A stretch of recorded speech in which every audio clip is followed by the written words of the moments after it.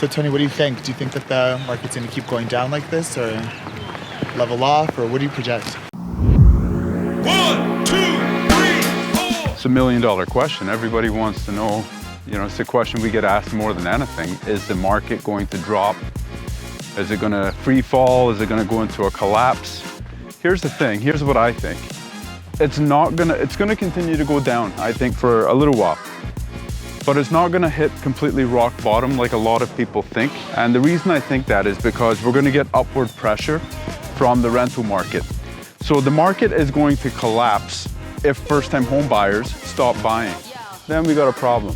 But right now, mortgages are available, first-time home buyers, many of them are in a fantastic position to secure a home. So, I think they're going to continue to be jumping into the market. And so what ends up happening is the rental market is so hot. It's just so many people are coming into this country, and the first thing they need to do is find shelter, quite often through the way of a rental.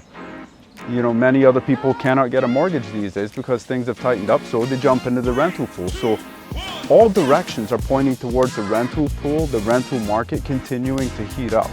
And there's no rent control in Ontario, so rents just keep going up and up and up. What's going to happen is you've got that first-time home buyer, maybe a couple, they've got maybe $60,000 or $70,000 in savings, and they're now paying $3,000, $3,500 a month in rent. So they're probably going to say to themselves at some point, you know what, let's just buy a house now. And so many of them are just going to jump into the housing market because they can probably buy something now for $500,000, $600,000 and still be at a lesser monthly payment than what they're paying in rent. So that's going to continue to drive people to jump into the housing market.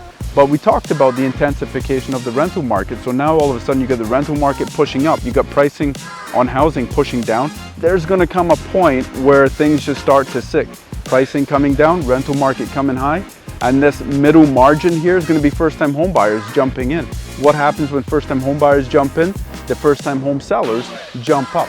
They buy their next house.